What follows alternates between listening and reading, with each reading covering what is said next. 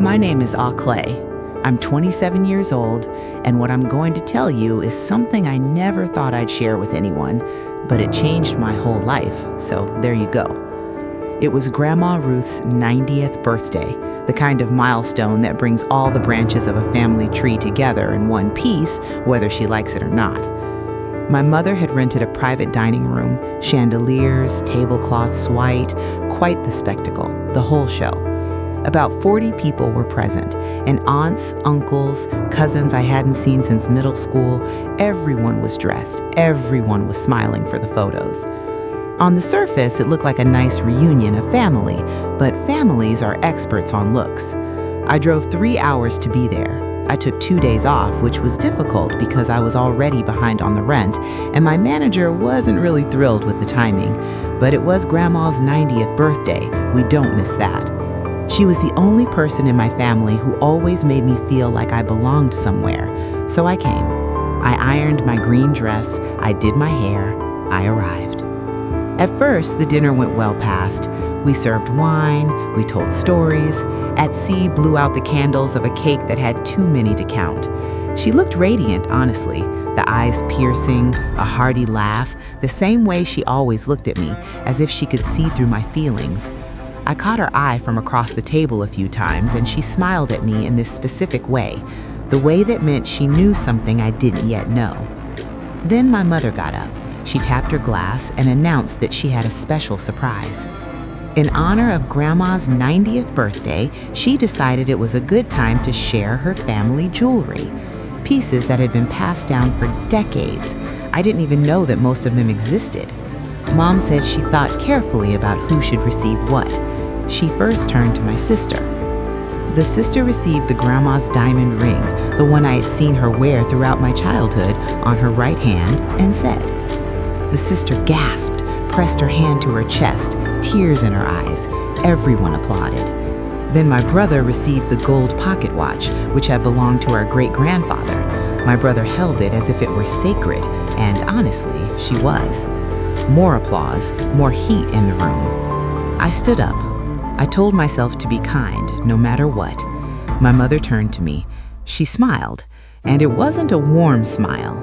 It was the kind of smile that comes right before something that's supposed to hurt you, but shrouded in plausible deniability. She reached under the cable and placed a small velvet box in front of me. The room had become slightly quieter, as is the case when people sense that something is happening. I opened it. It was empty. She continued to smile. She said, and I will never forget this as long as I live, and for you, Clay, the empty box it all came in. Then she laughed softly as if it was a joke, that I would live, and for you, Clay, the empty box it all came in. You are there, laughed softly as if it were a joke, and a few people laughed nervously with her. My brother looked at his watch. My sister looked at her ring. I looked at the empty box and didn't cry. I don't know how, but I didn't cry. What I felt was something colder than sadness. It was a recognition, the kind of feeling where you finally understand more than you always have, nothing about how others see us and actually true. But then under the table, I felt a hand close around mine. Grandma Ruth. Her grip was firm and sure, and with her other hand, she squeezed something small and folded it into my palm. A word. She didn't look at me. She just squeezed once and let go. I closed my fingers around it and held it. I didn't open the note at the table. Something told me not to do it. I curled my fingers around it and kept them in my fist for the rest of dinner, through dessert, toasts, careful chatter filling the air after a quietly devastating event occurs in a room full of people pretending like nothing happened. My mother moved on as if nothing happened. My sister was already photographing her ring for social media. For me, showing the pocket watch to a cousin, and I was sitting there, an empty velvet box in front of me, and a hand-folded note waiting for me. It was waiting. I excused myself to go to the bathroom. I locked the door. I unfolded the paper. Grandma Ruth's handwriting, always precise, always her own, even at 90 years old. 7 words. The house on Elm is yours. It always was. I read it 3 times. 7 words. The two-story White House with the wide porch where I had spent almost every summer of my childhood. The house that I thought would eventually be sold, divided, or absorbed into a family negotiation in which I had no position. This house was mine. When I returned to the table, Grandma was looking at me, then looked at them, and she gave me a little nod, like, "We'll talk about it later. It's already taken care of." I sat back down, put the empty box in my bag, and called it a night. Grandma updated her will 2 years earlier, discreetly, privately, without telling anyone.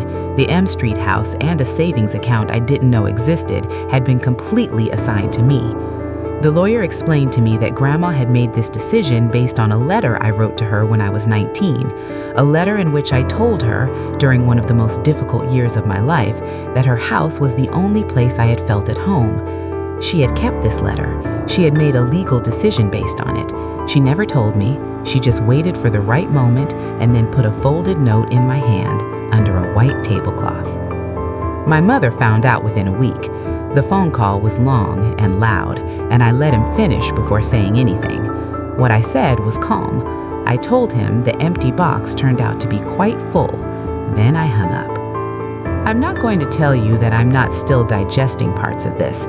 There is a heartbreak that comes from fully understanding that a parent can look at their own child and choose to make them feel small, not once by accident, but as a pattern that lasted for decades. And this kind of recognition doesn't come and go. It settles within you, and you have to learn to carry it without letting it define what you believe about yourself. What Grandma Ruth did was more than give me a house. She gave me proof. Proof that someone who knew me truly, who had observed me all my life, had seen something in me that was worth being protected, worth planning, worth 7 words written in careful handwriting and gently pressed in my hand. Arne and I, and the house on Elm Street, 4 months ago. I repainted the porch, I put plants in the windows. Some evenings I sit outside and think about that birthday dinner, the empty box, the smile, the room full of people looking away, and I think of the firm, confident hand of an old woman under a white tablecloth. White. She knew exactly what she was doing. She always did. And this story moved you or made you feel like you were seen in any way? Subscribe.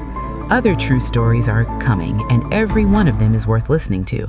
Like the button subscription and come back for the next one.